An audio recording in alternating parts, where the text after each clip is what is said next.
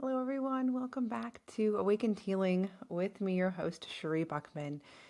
I actually have a very different episode for you. But before we get into the topic and we roll into that, I just wanted to give a shout out and let everybody know that I've been going through this big rebranding for almost a year, actually. And it's been really, really interesting and powerful and healing, and it's on so many levels. And it just came out. My new website is now up to date and available. It's our soft launch anyway. We'll be updating as we go. I wanted to put it out there so in case any of you wanted to go and get more of a glimpse of me and what I do, this is a beautiful website done by Burly Mermaid. I hired her. She's a friend of mine who runs this company, and it is beautiful and awe-inspiring. So go visit cheriebuckman.com. So let's go ahead and get into the topic today. Honestly, I don't even know the title for any of this yet. I'll come up with it by the time this airs. But while I had a very different topic that was planned for today, it'll just go on the tail end of the season. It's fine. It'll still come. But something happened today, and I felt it was important to be honest and maybe talk through it with you all, because I know this happens to everybody. So I had a trigger. On this huge journey I've been through for many years with the self-healing journey, I have done so much work.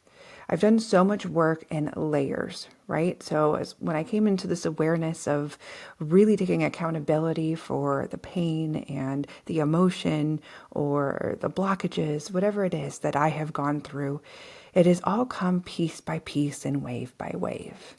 And what's interesting too is that I'll do one piece and then it'll happen again, right? So I'm assuming you've all had those, lessons come at you, or those life experiences, the ones we don't like, right? The ones that bring us like trauma triggers, or the ones that make us extremely uncomfortable, that we know where our weaknesses are, the people who are our weaknesses, or our boundaries, or whatever it may be. And something happens, and then it's something that just keeps happening over and over and over again. And we keep wondering or praying or asking, why? Why does this keep happening? Why do I have to keep dealing with the same situation over and over and over again? I know the answer to that, and I'm pretty sure you do too, especially if you're listening to me. The thing is that these are lessons that are happening for us to allow us to grow. And you know what? Just me sitting here talking about that and giving me this reminder, it's helping me through the trigger that I'm going through.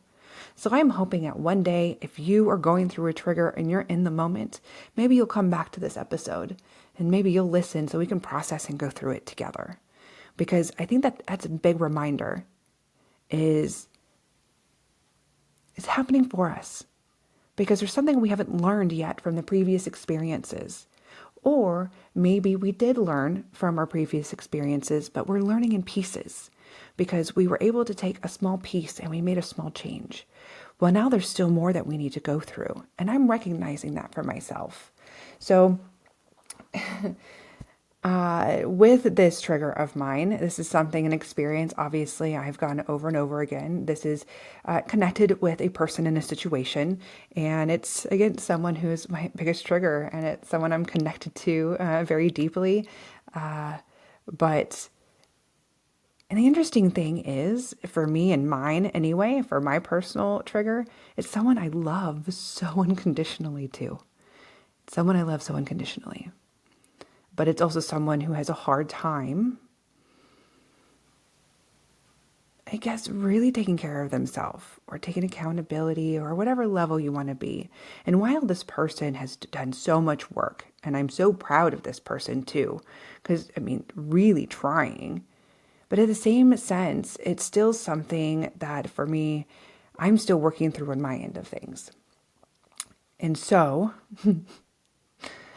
I'm really trying to be respectful of this person, not giving too many details because I don't want to, but at the same time, it would make more sense, right? So I guess we'll get there. I'll explain more of what I'm going through. And that's something I own and I can talk about, right? So and honestly, this trigger can be actually be multi-layered because it starts to involve more people. And then when you have these triggers, especially when it's in a bigger situation that involves more people, then you have more people in this that, again, with their emotions and their worries or however they process these type of heightened anxieties, that fuels the fire too.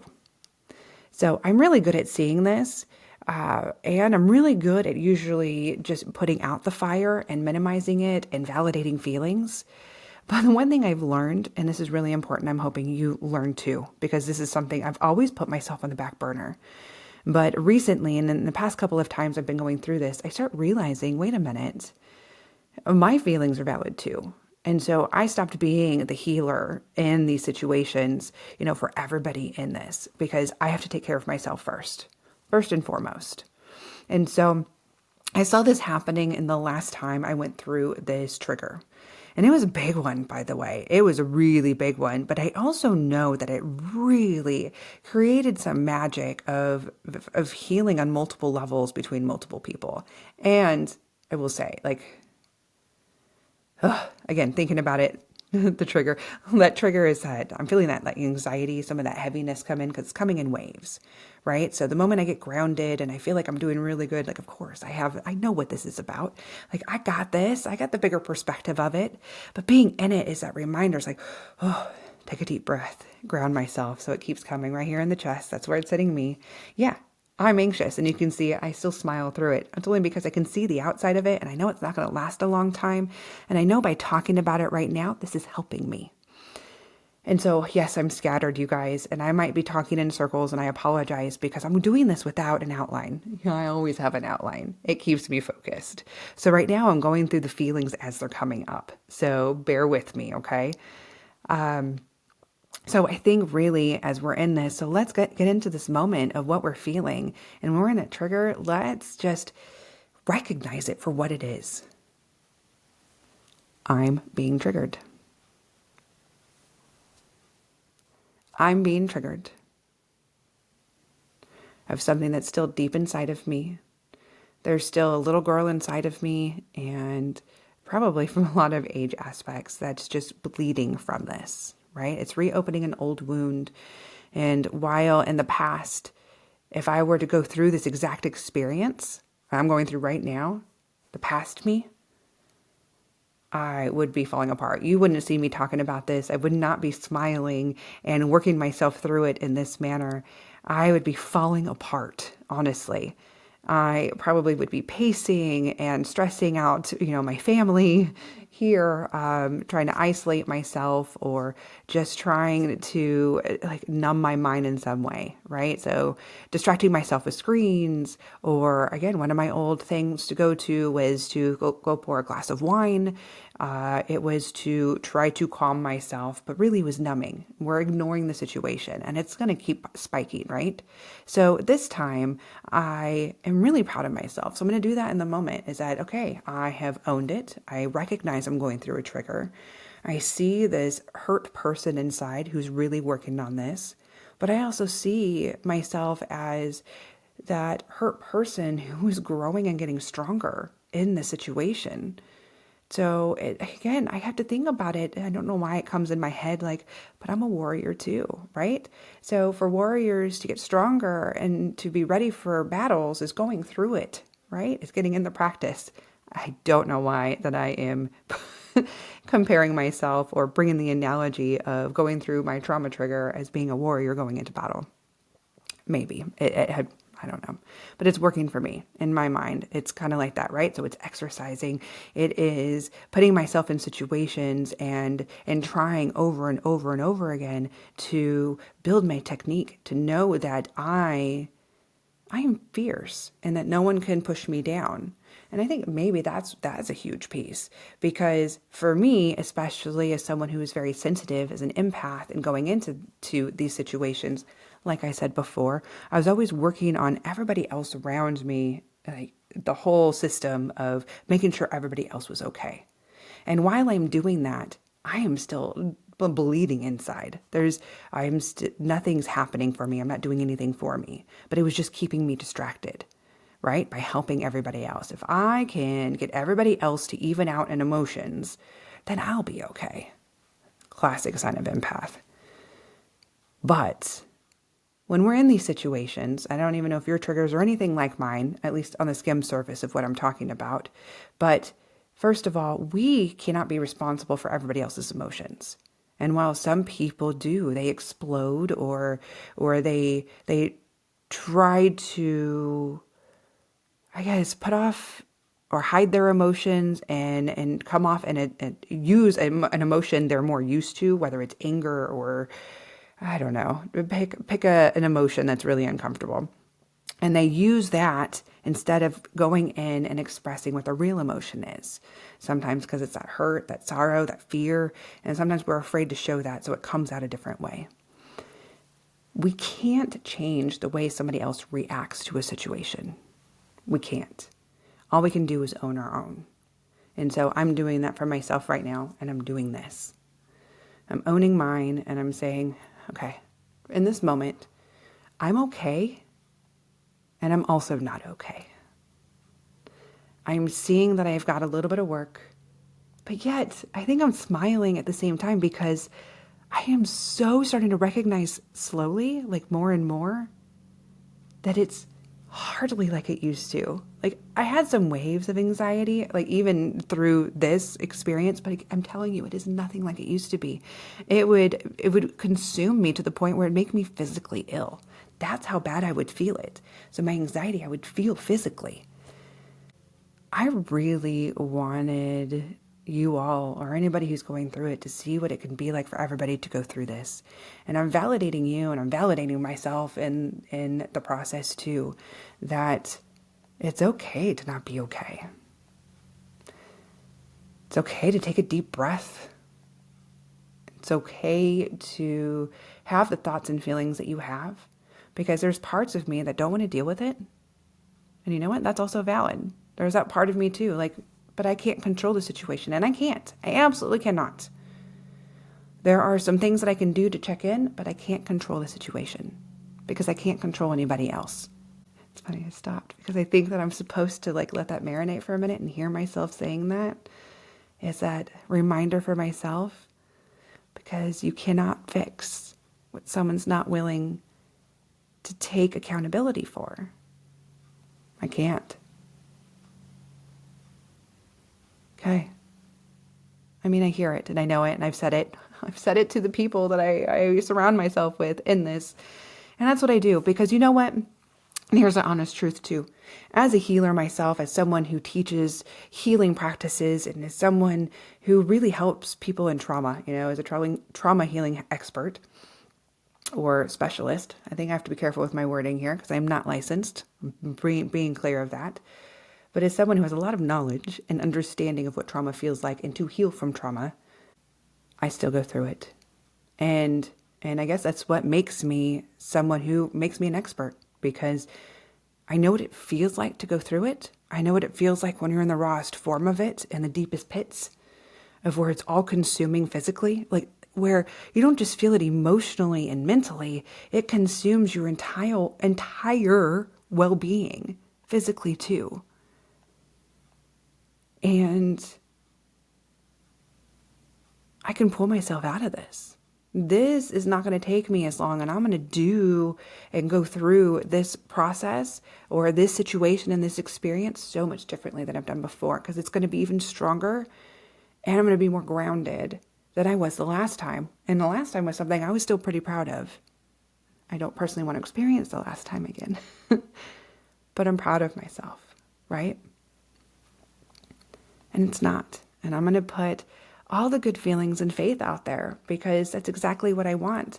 Like I said, the thing is that I unconditionally love the people in my life and the people that I'm connected to.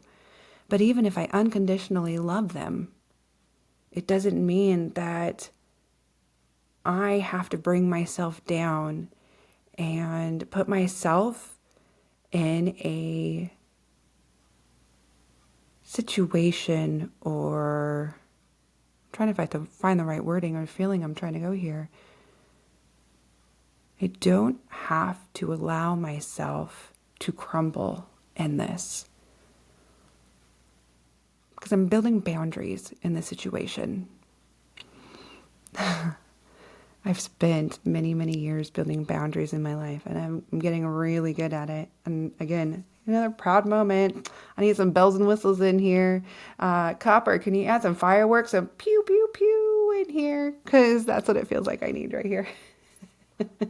In case you're just following, yeah, my big sound effect for something big like fireworks, for some reason, always comes out of my mouth is pew. I digress. Anyway, building boundaries with people as someone who's sensitive, like an empath like me, this has been a slow grow. It's easier to start sometimes with new relationships, people we don't really know, and then we work our way backwards from there.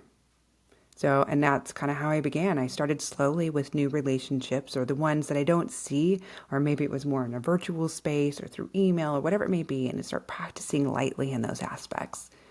And while I have been working my way, and then we kind of work to the people that go closer and closer and closer.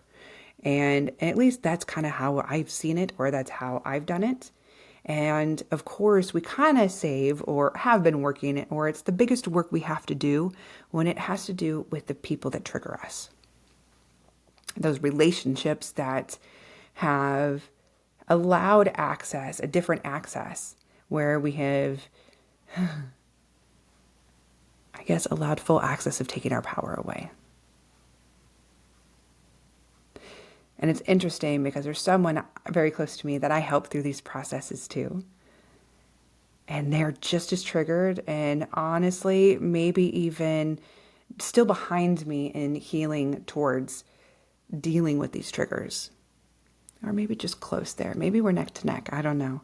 But this person reminded me something, and it was so profound, and I'm hearing it, and it was just like, whoa. It's just remembering that no one gets to take our power away. Again, unless we choose it. Unless we choose to allow someone to take it away.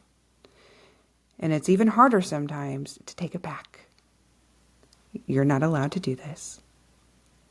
You can't make me feel a certain way or degrade me in any way, because I have so much more self-respect than that. And by the way, not that anyone's doing that, but it's just all these big reminders out there, right? These multi-layered reminders that are just coming all at once for me. And I am going to do what I'm willing to give, because I too have to put my energy in so many pots, right? And sometimes, yeah, we have to deal with the big situations that come up, and learning to deal with it and putting the right energy in certain places. But I can't put all of it in these new situations, especially when it's not mine. So I'm going to give it what I have so that I can still be a mom, I can still be a wife, I can still run a business, I can still do all these other pieces for this new experience coming at me. That's it. That's the new boundary. And I get to say, when's enough? And I get to say, sometimes you have to deal with what's come at you. It was hard to say. Again, for some of you who are empaths, you sensitive people, you're hearing that saying, yeah, and it's easy to give the advice. Again, unless when you're in this situation, and again, if you put yourself, you as an empath, putting yourself in this situation with your big trigger and you saying these pieces, right? That is not easy. And it's covered in anxiety, right? I get to take my power back and I get to put this out there. I can do this. I feel like I'm getting pumped up. Come on, everybody. We can do this. But that's the point. I just wanted to let you know you're not alone in these situations. And maybe by doing this, I'm hoping I'm pumping you up if you're going through one. And I want you to know that you're helping me too. By listening and allowing me to help. This is really helping myself. And it's what I'm doing right now, is I'm helping myself by speaking about it. So instead of writing about and journaling it or talking it through with somebody else who may not be able to handle this experience, right? Or handle what I'm going through, I'm speaking it out here. And those of you who are listening are the ones who probably need it or going through it yourself. And you're like, yes, I get it. Okay.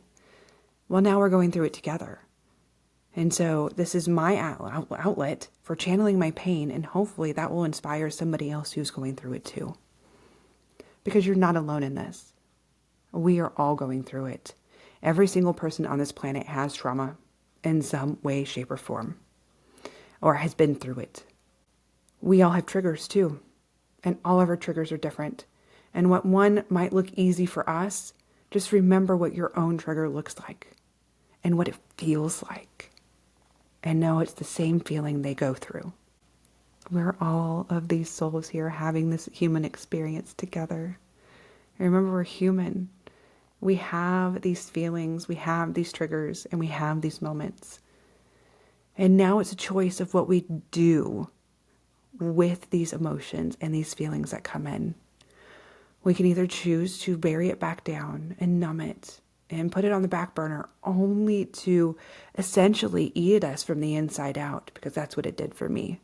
That is what triggered my whole self-healing journey in the first part, because all of that was eating me alive. And so right now I'm not burying it. I'm talking about it. And so whatever way you choose to start dealing with it, whether you were talking to somebody or you're journaling it or you're reaching out to a mental health professional, I have done it many times and they've helped. Or whether you're seeking help or whether you're reaching out to me and booking an appointment, it doesn't matter what you choose. It's what you feel you need. Trust your intuition and your instincts to guide you out of this process, even if it's just giving yourself space for a moment. Taking a deep breath. And so I want to leave you with one little, tool or something to try when you're in that trigger moment. Take out your handy dandy journal, and write down the things that the boundaries you wish you could create. Right? All those boundaries you wish you could create for a certain, whatever situation you're going through. Whatever your triggers are. And maybe you're not in the trigger, but you know what your trigger is. See what you can create. The thing is that when you're going through them, you're not going to create all the boundaries at once. That's going to be really hard to sustain, and it's going to be really overwhelming, because I know how scary it is to build even the smallest little one. But you're going to start with one. Start with trying to build one. It's having also that courage to start doing it for yourself. Knowing that you are worthy, that you don't need to feel this anxiety, that you get to take your power back, and that we can give others the power to take care of themselves, because that truly is one of the most beautiful gifts you can give someone, is the power for them to take care of themselves. Give yourself some love and space, because that's what I'm doing for myself today, and in this moment, and through this experience, and I'm going to keep reminding myself. So call your tribe, the people you trust, the people you talk to. Ask if they're willing to help you, or if they feel strong enough to, and to check in with you and to see that if you're doing okay. Because sometimes I also need a cheerleader. I need someone in the back kind of getting me ready for that battle, like, you got this. That's what makes me feel better. So, you got this. And until next time, you beautiful souls, first of all, thank you for listening. And secondly, be kind to yourself.